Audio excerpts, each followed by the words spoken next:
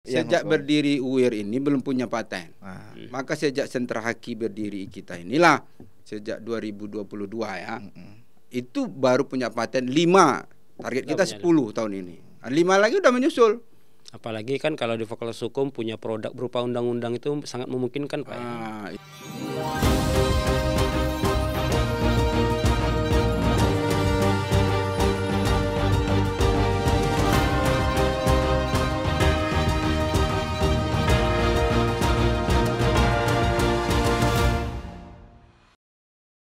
Baik, Assalamualaikum warahmatullahi wabarakatuh. Waalaikumsalam warahmatullahi wabarakatuh. Pada seluruh pemirsa podcastnya Vkom, pada kesempatan ini kita akan coba membincangkan hal-hal terkait yang selalu dianggap remeh mungkin, tetapi ini adalah satu hal yang sangat penting, terutama di lingkungan akademisi, baik para dosen, mahasiswa, ataupun hal-hal atau pihak-pihak terkait dengannya. Apa itu? Yaitu berkaitan dengan hak atas kekayaan intelektual. Nah, tentunya tidak dapat kita pungkiri dan tidak dapat kita nafikan bahwa yang namanya akademisi harus melahirkan yang namanya karya. Apakah dalam bentuk konsep teori tertentu, apakah dalam bentuk buku, dan lain sebagainya. Nah, untuk kita supaya dapat pemahaman yang lebih mendalam berkaitan dengan ini, kami sudah ada, di hadapan kami sudah hadir. Pertama adalah Ketua Unit Hak atas Kekayaan Intelektual Universitas Islam Riau, yaitu Bapak Dr. Zulfikri Toguan, SH, MH. Selamat pagi Bapak. Selamat pagi Pak Dekan. Luar biasa, sehat Pak ya? Alhamdulillah. Bahagia hari ini Pak? Alhamdulillah. Luar biasa, kalau kita lihat dari senyumnya ini udah pasti bahagia. Kemudian kita juga kehadiran Bapak Dekan Fakultas Hukum Universitas Islam Riau, yaitu Bapak Dr. Rosidi Hamzah, SH, MH. Sehat Pak? Alhamdulillah sehat. Nah, ini sama-sama dari Fakultas Hukum, harusnya memang harus bahagia. Karena orang-orang yang ada sudah dihukum, gitu ya. Yang bersalah sudah di Fakultas Hukum. Tapi jangan sampai dihukum. Ya, pemirsa podcast Vkom, bicara tentang hak atas kekayaan intelektual akhir-akhir ini menjadi satu pembicaraan yang cukup penting, apalagi dikaitkan dengan pemeringkatan baik program studi, fakultas maupun universitas. Nah, mungkin di awal Pak Dr. Zulfikri Toguan, bolehkah kami dapat sedikit pemahaman hak atas kekayaan intelektual itu apa dan seperti apa sebenarnya? Baik, terima kasih Pak Dekan. Pemirsa podcast kita pagi hari ini, saya atas nama Ketua Sentra Haki Universitas Islam Riau mengucapkan terima kasih telah diundang podcast hari ini, karena ini merupakan salah satu perwujudan tugas Sentra Haki UIR, bagaimana supaya tersosialisasi program-program haki di lingkungan Universitas Islam Riau. Itu tugasnya, sehingga kami sangat berbahagia bahwa pagi ini kita bisa diberi ruang untuk menjelaskan. Nah, kami dari Sentra Haki itu punya ruang lingkup, memberitahukan bahwa ruang lingkup hak kekayaan intelektual itu namanya hak ya. Hak berarti kita punya keinginan untuk mendapatkannya secara otomatis seperti hak asasi manusia. Itu kita peroleh sejak kita lahir. Nah, ini juga punya hak, tapi kapan? Nah, di masyarakat memang perkembangan haki ini sudah mulai tren, apalagi kemarin ada sengketa hak cipta antara beberapa penyanyi terkait musik ya, hak cipta atas musik. Jadi ini sudah harus kita perbincangkan. Yang pertama, hak kekayaan intelektual itu pertama ada namanya hak cipta. Hak cipta itu adalah hak atas kekayaan intelektual seseorang maupun atas kelembagaan yang konsentrasinya ruang lingkupnya 3, yaitu seni, sastra, dan juga bisa juga dengan ilmu pengetahuan. Misalnya ilmu pengetahuan seperti apa nih Pak? Ilmu pengetahuan misalnya seseorang bikin, apalagi ini universitas ya. dia bikin buku Oh, berarti seni, sastra dan ilmu buku itu pengetahuan. masuk kategori Hak cipta. Oke. Nah, kalau dia sudah mendapatkan itu, dia harus dilindungi. Nah, kapan dia dilindungi? Nah, kenapa dia harus dilindungi? Nah, ini perlu. Nah, tadi kasus penyanyi tadi berarti dia seni musik berarti kan? Ya. Dia sudah menciptakan lagu, lalu dia tidak dapat apa-apa. Sementara orang yang menyanyikan dapat honor, kok aku tidak? Nah, kan tidak adil. Ini sedang diperjuangkan oleh para musisi, terutama pencipta lagu. Ya. Nah, ini perlu kita bincangkan. Yang kedua ada namanya merek. Nah, seperti Vicom ini kan? Ini kan logo termasuk ya. Nah, logo sebuah perusahaan yang mempunyai logo itu berarti bagi dia. Sangat berarti karena punya nilai. Melihat logo Garuda misalnya, negara punya kan, orang akan berkelas. Nah, apa kemarin Garuda. Nah, nilai privilege ini itu punya harus dilindungi. Kalau sempat nanti ada perusahaan penerbangan lain bikin Garuda, tentu Garuda yang sudah puluhan tahun punya nama itu akan merugi kan. Ini perlu. Itu merek. Jadi perlindungannya itu apakah dibatasi ketika pemanfaatan berorientasi dengan profit atau kalau mau digunakan masyarakat untuk hal-hal yang non profit boleh? Boleh ya. Tapi itu ada waktunya. Kalau sudah lewat masa daluarsanya. Kalau sekarang untuk yang mau profit atau tidak, dia sudah punya merek, tak boleh. 70 tahun kalau hak cipta tuh, Pak. Nah, 70 tahun setelah dia meninggal. 70 tahun setelah meninggal lagi. Betulnya hak ciptanya, kembali hak cipta tadi ya. Nah, merek ya. Yang ketiga itu ada namanya paten. Nah, paten ini adalah hak atas intelektual seseorang yang berkaitan dengan menciptakan sebuah produk, dan produk itu ada nilai teknologi. Oke. Nah, misalnya barang tapi orientasinya teknologi. Ada unsur teknologinya. Misalnya podcast kita ini kan bisa bersuara, bisa kita nikmati nanti keluar podcastnya di YouTube, itu sebuah teknologi. Nah, itu siapa yang mempunyai hak perlindungan itu? Nah, ini mungkin ini yang berbau teknologi itu kalau di universitas itu mungkin wilayahnya fakultas teknik lah ya. Yang ada pakar-pakar teknik. Bisa menciptakan AC, bisa menciptakan laptop, mesin. Sehingga nanti ketika diproduksi massal, dia tetap dilindungi, diberikan hak dialah. Kemudian ada namanya indikasi geografis, itu berkaitan dengan produk-produk alam, hasil tumbuhan-tumbuhan yang menjadi khas di sebuah daerah. Misalnya di Riau, kita ada kopi Meranti misalnya, tidak apa-apa kita sebut merek kan, karena kopi Meranti itu daerah Riau punya, kita harus bangga itu. Nah, ini harus dilindungi. Jadi kalau nanti sempat semua orang minum kopi Meranti khas Riau dan itu terasa enak bagi banyak orang, hasil penjualannya itu dia harus dapat hak untuk menikmati nilai ekonominya. Berarti hal-hal seperti inilah yang selalu menimbulkan masalah, terutama ketika kita bicara beberapa waktu yang lalu ada budaya kita kemudian yang dianggap sebagai budaya pihak lain. Itu karena memang belum tersosialisasi, belum didaftarkan. Paten tadi teknologi ya. Nah, ini yang kadang-kadang banyak yang harus kita luruskan. Ya, karena orang tolong patenkan buku saya. Itulah kacau tuh. Ya, karena yang beda-beda. Yang kami pahami adalah apa yang saya ciptakan tolong dipatenkan. Padahal ternyata beda. Ada dua hal yang berbeda. Apalagi datang orang Medan, paten kali bang. Tambah kacau lah gitu. Kemudian ada tata letak sirkuit terpadu. Misalnya di dalam alat Mac ini, itu kan di dalamnya ada komponen-komponen yang disusun, ditata menurut intelektual orang kan. Nggak bisa penyusunan itu seperti menyusun buku, menyusun kue, tidak boleh. Tidak akan nyanyi, tidak akan bunyi dia kan. Tetapi oleh orang teknik itu disusun sedemikian rupa sehingga suaranya jernih, kemudian nyambung ke tempat lain, itu kan harus dilindungi. hasil ilmu dia menata itu.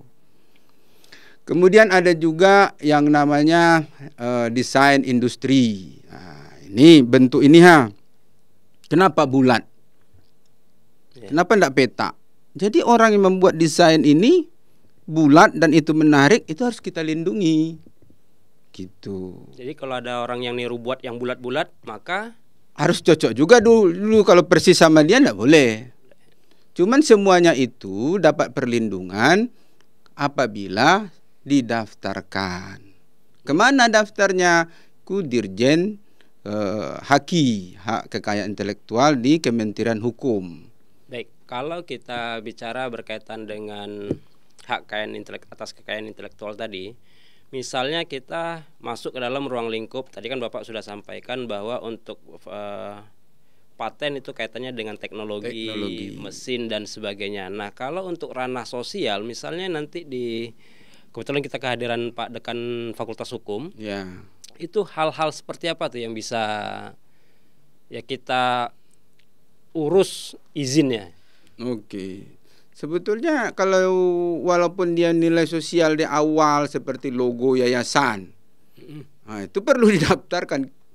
Kenapa? Walaupun dia nilai sosial, tapi tidak tertutup kemungkinan nanti orang meniru seperti itu. Yayasannya, logo yayasan ini sudah hebat, sudah bagus. Bahkan logo sekolah, nanti tidak didaftarkan, ditiru orang, timbul sengketa kan. Siapa pemiliknya ini? Aku berhak juga lah, bagus ku bikin. Memang aku yang menulis ini, tidak tahu aku bapak sudah punya, timbul sengketa. Jadi siapa sebenarnya yang dilindungi pemilikan ini kalau udah sengketa? Itu yang pertama kali mendaftarkan. Itu first to file. Jadi kalau begitu, saya ke Pak Dekan Fakultas Hukum. Kalau kita bicara tentang hak cipta misalnya yang tadi erat kaitannya dengan dunia keilmuan sosial, berkaitan dengan seni, sastra, ilmu pengetahuan. Nah, kalau kita bicara fakultas seni musik misalnya, artinya dia akan menciptakan gerak tari misalnya yang kemudian diurus izinnya. Nah, kalau di Fakultas Hukum sendiri, kira-kira Pak Dekan ini melihat ada potensi seperti apa nih yang barangkali produk-produknya bisa diurus izinnya?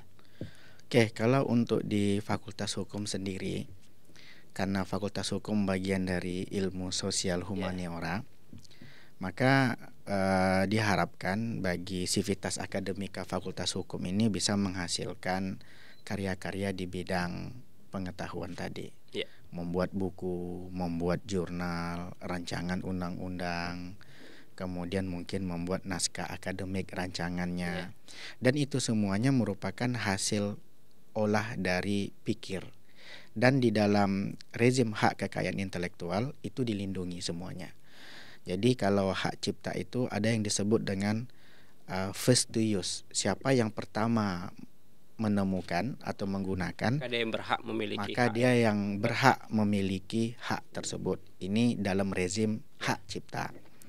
Tetapi di dalam prakteknya, kalau adalah sengketa di kemudian hari, karena dalam hukum itu kan siapa yang membuktikan, maka dialah sebagai pemiliknya. Maka untuk menegaskan hak dari hak cipta tadi, maka sedini mungkin ini didaftarkan ke DJKI, Direktorat Jenderal Hak Kekayaan Intelektual. Nanti dikeluarkan sertifikat, di sertifikat itulah nanti dijelaskan bahwasanya ini merupakan karya cipta dari dosen atau dari mahasiswa, dan ini menjadi nilai tambah bagi akreditasi Fakultas Hukum dan umumnya juga bagi Universitas Islam Riau. Karena bagi kita di dalam rezim hak kekayaan intelektual itu, karena kita tadi berbicara tentang hak itu harus dilindungi. Dan perlindungan hak itu negara langsung turun tangan di sana dengan memberikan sertifikat bahwasanya inilah si pemilik dari karya tersebut. Ibaratnya kalau di dalam ilmu hukum itu, ketika kita memiliki suatu benda, maka buktikan. Kalau kita miliki suatu mobil, maka ada BPKB. Kalau kita warga negara, ada KTP. Kalau kita sudah menikah, ada namanya surat menikah. buku nikah. Sampai mati pun nanti ditanya, ada yang namanya surat kematian. Karena itu negara secara sempurna melindungi setiap hak warga negaranya, termasuk salah satunya adalah di bidang hak cipta ini. Jadi apapun karya kita di bidang pengetahuan, baik itu buku, baik itu jurnal, baik itu konsep dan teori, ketika kita sudah menemukan dan menggunakan, sedini mungkin mari kita daftarkan hak ini melalui DJKI tadi. Tujuannya apa? Supaya di belakang hari nanti tak jadi masalah. Apalagi ini dilindungi sampai meninggalnya pengarang atau pencipta tersebut 70 tahun lamanya. Sebab nanti kalau dia sudah besar, ini biasa menjadi peluang untuk menjadi masalah. Dulu ada kalau di bidang merek, dulu ada namanya, kalau bapak-bapak, walaupun bapak-bapak banyak buaya, mereknya itu krokodil, ya kan. Terkadang ada buaya ini apa maksudnya? Ibu dah, berarti jantan terus semua laki-laki, jantan terus buaya. Kalau menurut Ustadz Abdul Somad, buaya itu selagi masih di air aman, Pak. Yang penting jangan naik ke darat. Iya, tapi bajunya mereknya buaya. Ada buayanya kepalanya ke kanan, mahal, kadang ada yang ke kiri. Ini jadi masalah juga. Karena kan dalam rezim merek itu tidak boleh hampir sama atau serupa. Dan dalam rezim merek ini, siapa yang mendaftarkan maka dialah pemiliknya. Kemudian kalau kita lebih misalnya di ruang lingkup akademis di dalam fakultas, selalu kan yang dituntut itu adalah ketika akademisi atau dosen perlu punya karya yang kemudian diurus hak ciptanya. Nah, kalau potensi mahasiswa, ini kira-kira seperti apa nih kalau di Fakultas Hukum sendiri lah, Pak? Ya. Sebelum kita nanti ke Pak Togu. Ya, potensi mahasiswa pun nanti diharapkan 4 tahun belajar. Mahasiswa itu kan bukan hanya membawa ijazah saja. Ya.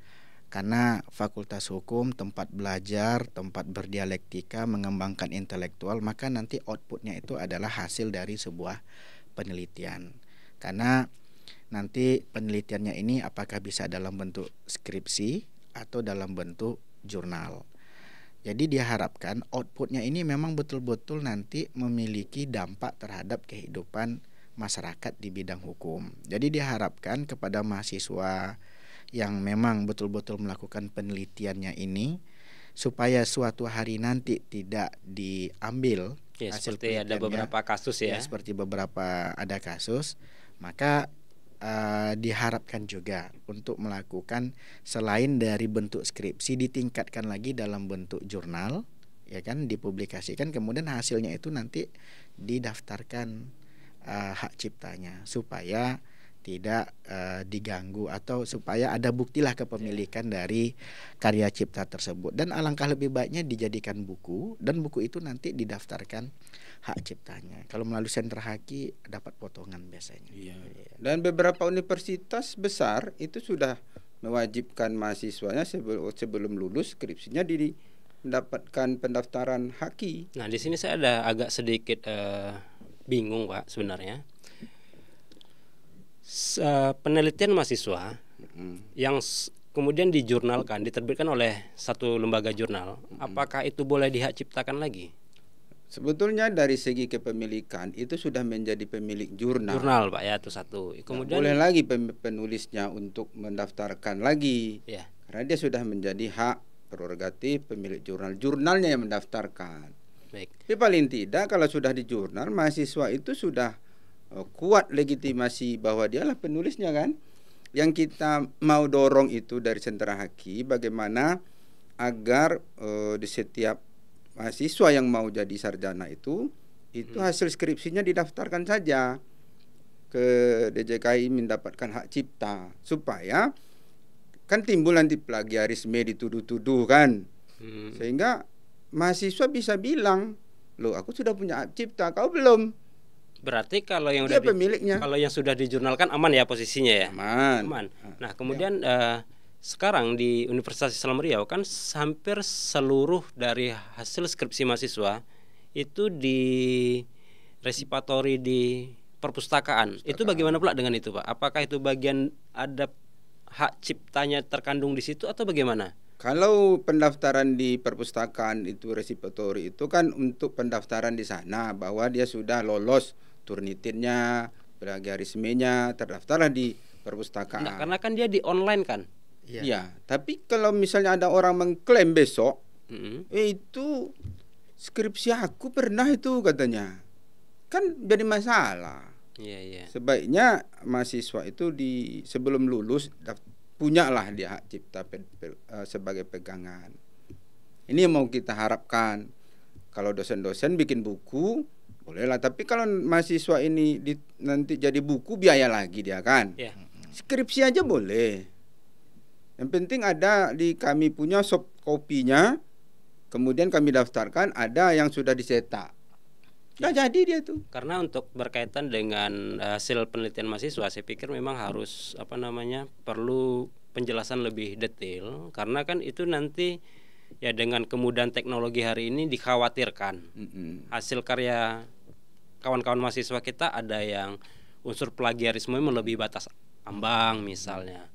Nah, nanti untuk dari sentra Haki sendiri untuk memastikan bahwa sebenarnya plagiarisme tidak di batas ambang atau hal lainnya yang mempengaruhi nanti, itu seperti apa nanti mekanismenya, Pak? Kalau kita sih tidak sampai ke situ ya. Kita terima skripsi yang sudah jadi dan di fakultas sudah dites Turnitin kan. Di bawah berapa persen tuh Pak Dekan? 20 ya. 20. Di bawah 20% sudah aman dia di sana. Udah bisa dia ujian. Nah, hasil setelah dia ujian yang kami terima. Oh, baik.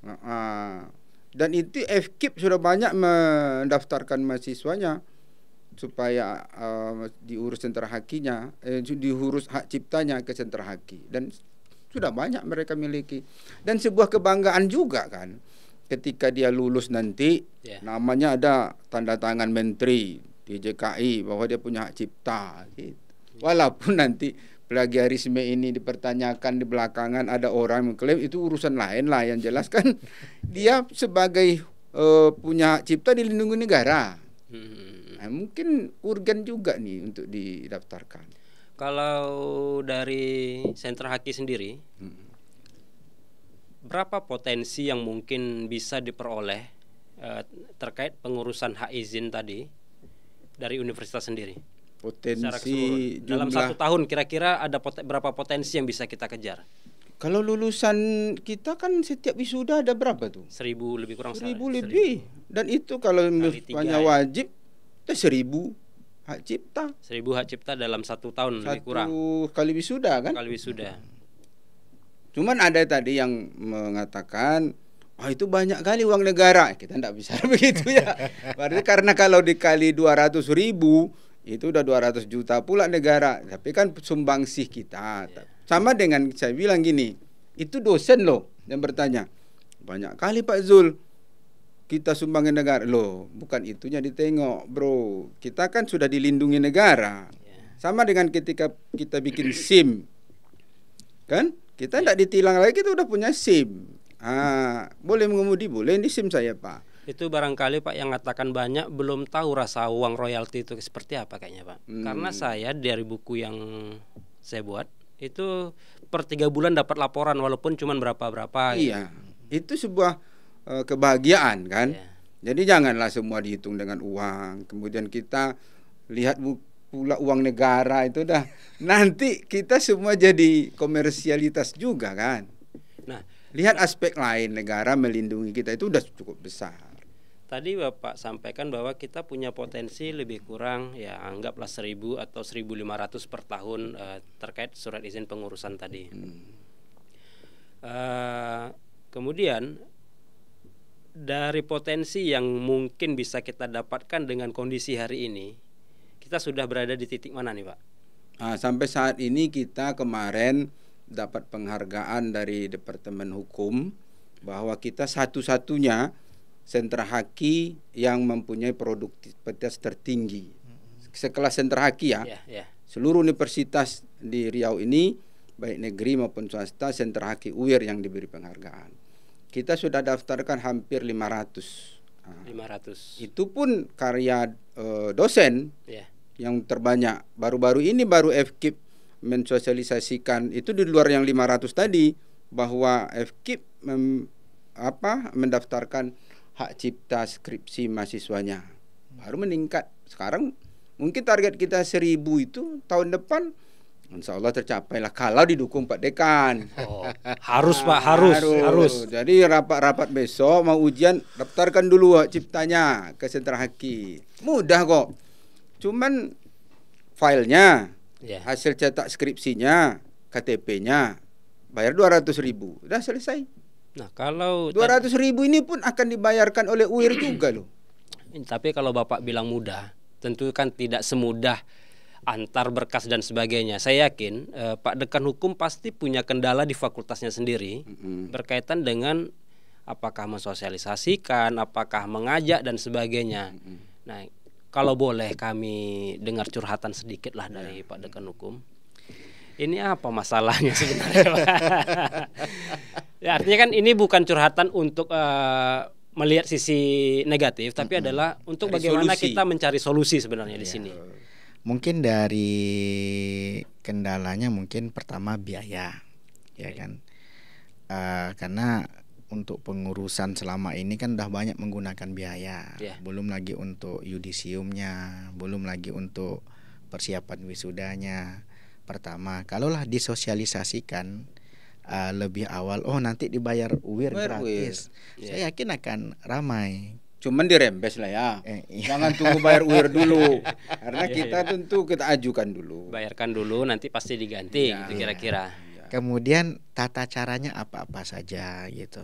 Seperti yang disampaikan oleh Pak Dokter tadi, harus ada soft copy-nya. Ada mekanisme persyaratan, prosedur dan persyaratan. Karena mungkin minim informasi mungkin di fakultas disampaikan seperti ini, dan mungkin bisa ke depannya disosialisasikan secara sempurna di fakultas bahwasanya nanti ini kita daftarkan dulu di sentra haki, nanti keluar sertifikat hak ciptanya. Dan jangan dijadikan yang 200.000 itu sebagai uang keluar, itu investasi juga.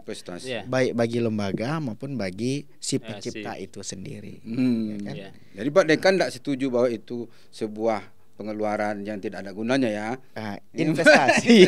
Kalau saya nggak setuju Pak itu sebagai sebuah pengeluaran. Ya, itu investasi. Karena menurut saya itu adalah investasi baik bagi universitas maupun bagi si mahasiswa, karena sertifikat itu yang diperoleh itu kan bagian dari surat keterangan pendamping ijazah untuk di portofolionya nanti ketika di luar setelah selesai dari studi. Dan kalau dia pun keluar, dia tunjukkan cipta, orang tidak berani lagi. Itu udah punya dia. Artinya orang udah melihat, oh ini anak kreatif, dia punya karya, punya dan diakui negara. Diakui negara lagi. Oke, jadi kalau begitu kami sangat berterima kasih Pak Dekan Fakultas Hukum sudah menyetujui. Nah, kalau memang sosialisasi itu nanti perlukan, kami datang ke Fakultas Hukum, berikan sosialisasi bahwa mudah loh, cukup soft copy-nya. Kemudian hasil cetak dia 2, kemudian KTP dia supaya dia pemiliknya. Udah, setengah jam keluar sertifikat. Setengah jam loh. Setengah jam ya. Setengah jam. Tapi hebatnya Pak Dekan Hukum, kita masih dalam risau. Sentra haki udah bergerak Pak. Salah satu contohnya adalah sudah coba bekerja sama dengan Fakultas Ilmu Komunikasi lewat kegiatan ini. Ini adalah bagian dari sosialisasi baik ke dalam universitas maupun nanti keluar tentunya. Kan tidak juga dilarang Pak ya, orang luar mengurus izinnya dengan melewat justru itu sentra sebuah haki kita. Pengabdian universitas kan. Tapi ini pun terjadi karena support Pak Dekan. Kalau Pak Dekan tidak ACC, tidak datang kita ke sini. Harus Pak. Sediakan kopi pula lagi. Sudah kopi lagi. Jadi Pak Dekan ini saya kira futuristik juga cara berpikirnya. Dia melihat ampun kita, Pak. Akhirnya kita dikasih ruang. Dan ini bergilir loh. Semua dekan akan kita undang di podcast ini supaya mendorong itu tadi. Jadi semua dekan di semua fakultas akan mengisi di podcastnya Vkom ini. Setiap Selasa loh. Bicara tentang hak atas kekayaan intelektual di masing-masing fakultas.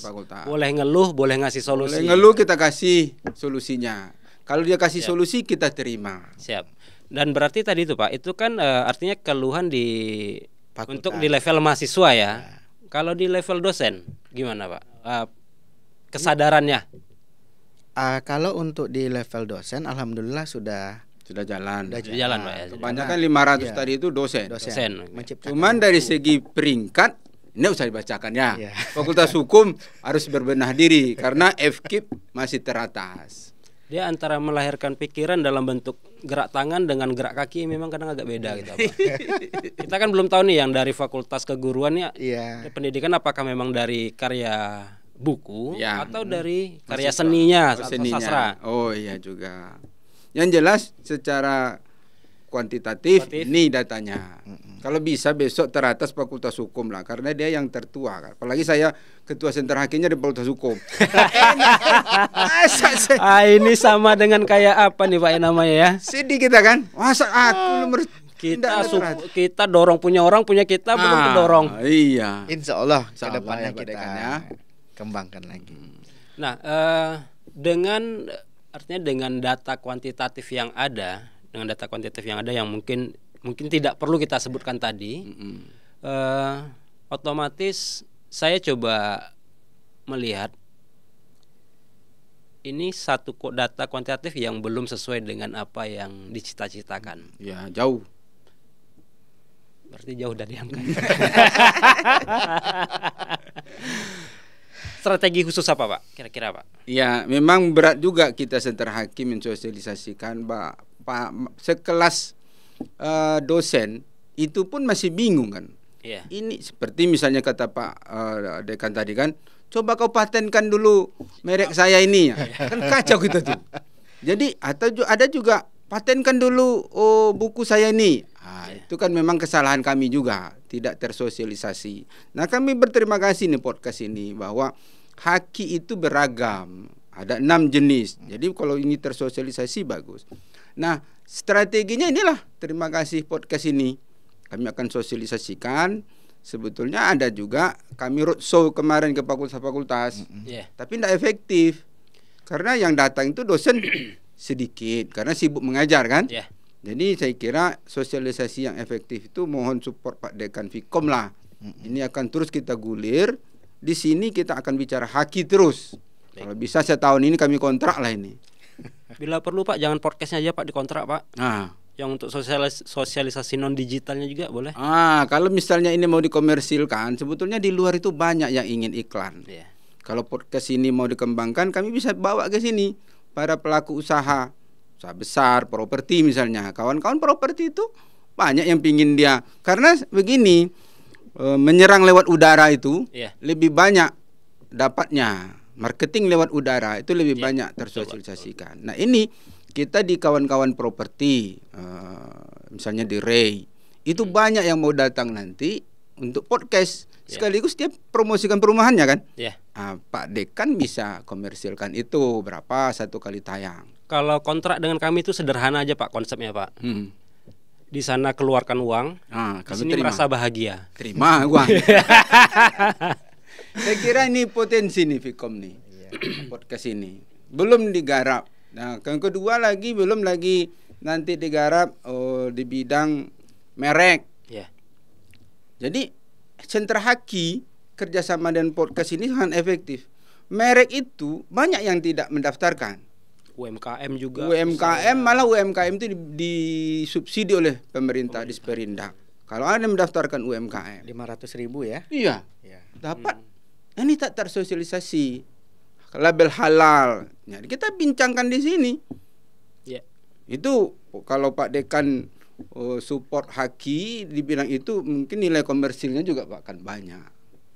Hukum juga bisa konsultasi hukum di sini kan? Jadi sebenarnya Pak, terlepas dari prinsip komersil ataupun non komersil, setidaknya kita di sini selaku pihak kampus memainkan peranan kita untuk bagaimana masyarakat sekitar terdampak, teredukasi dan terinformasikan atas produk-produk ataupun pengetahuan-pengetahuan yang kita miliki. Nah, itu kan yang paling terpenting di situ. Ya, misalnya merek UMKM itu. Kalau hasil podcast ini timbul kesadaran pelaku UMKM, tentu mendukung pemerintah kan? Pemerintah sudah siapkan dana untuk menyusun merek. Tapi mereka tak tahu. Berarti kan niat pemerintah itu sudah diterjemahkan oleh UIR. Melalui itulah tugas kita bersama untuk melalui Fikom, melalui dekannya yang support. Kita meliterasi mereka semua. Iya, gitu Pak Dekan. Nah, terakhir barangkali Pak Ketua Sentra Haki, Pak Dekan Hukum. Pak Dekan Hukum punya target ke depan terkait dengan penciptaan hak kekayaan intelektual ini? memang harus punya target. Seperti apa? Ya, kita merangsanglah dulu Bapak Ibu dosen untuk menerbitkan karya dalam bentuk buku, kemudian didaftarkan hak ciptanya. Sebab kalau paten di Fakultas Hukum tak mungkin. Ya. Ada pula teknologinya ya. Kita sudah punya paten loh. Paten hukum. Oh, udah. Oh, paten hukum. Paten hukum tidak. hukum. Maksudnya Karena saya kira sentra haki. Yang hukum. Yang hukum. Berdiri UIR ini belum punya paten. Nah, Maka sejak sentra haki berdiri kita inilah sejak 2022 ya. Itu baru punya paten 5. Target kita 10 tahun ini. 5 lagi udah menyusul. Apalagi kan kalau di Fakultas Hukum punya produk berupa undang-undang itu sangat memungkinkan Pak. Itu kan hak cipta. Cipta ya. Cipta. Jadi saya kira dekan Fakultas Hukum bagus itu kalau punya target. Cuman nanti sosialisasikan juga untuk merangsang tadi kan. Ada apresiasi dari fakultas untuk setiap dosen yang punya hak cipta berapa. tapi bukunya dibayarkan ya di fakultas. Malah ini Kalau hebatnya. dari universitas dibayarkan Pak. Ya, Ini kami fakultas hebatnya. pun membayar juga Pak. Ini hebatnya Universitas Islam Riau ini. Buku dosen itu dihargai. Iya. Kemudian apalagi fakultas bayar juga Pak. Bayar. Dapat reward kita. Jadi ini mungkin belum masif gerakannya. Mudah-mudahan Fikom ini masif lah ini. Kita bahas juga nanti bagaimana dosen-dosennya sudah merasakan royalti buku. Bagaimana dosen-dosen sudah disubsidi oleh universitas dan fakultas. Kita hadirkan di sini. Oh iya ya, aku dapat juga kan. Biar dia agak timbul semangat kompetisinya kan. Baik. Kemudian kalimat terakhir dari Pak Ketua Sentra Haki, satu kalimat memotivasi untuk kami warga UIR untuk dapat memenuhi target dari pengurusan hak izin atas karya pengetahuan yang kami lakukan, buat baik dalam bentuk aktivitas sosial maupun teknologi. Satu kalimat terakhir Pak. Jadikanlah nikmat Allah berfikir ini menjadi alat untuk membuat Anda sejahtera. Baik. Ya. Begitu pemirsa podcast Fikom UIR, saya tidak akan simpulkan karena apa yang kami bahas sepanjang lebih kurang beberapa menit ini adalah kesimpulan semua. Yang insya Allah nanti pada minggu berikutnya itu akan diisi oleh dekan-dekan di masing-masing fakultas yang akan berbicara, bertukar pikiran, bertukar ide berkaitan dengan pola-pola dan mekanisme mereka masing-masing untuk mengembangkan produksi hak atas kekayaan intelektual di masing-masing fakultas. Iya. Dan ketemu lagi, terima kasih kepada Bapak Dr. Zulfikri Toguan SMH selaku Ketua Sentra Haki Universitas Islam Riau. Terima kasih kepada Bapak Dr. Rosidi Hamzah SHMH selaku Fakultas Dekan Fakultas Hukum Universitas Islam Riau. Dan terima kasih kepada seluruh yang telah bertugas, ada Wawan Hartubi, ada Abdul Aziz, dan ada Adi Adriansah. Assalamualaikum warahmatullahi wabarakatuh. Waalaikumsalam warahmatullahi wabarakatuh.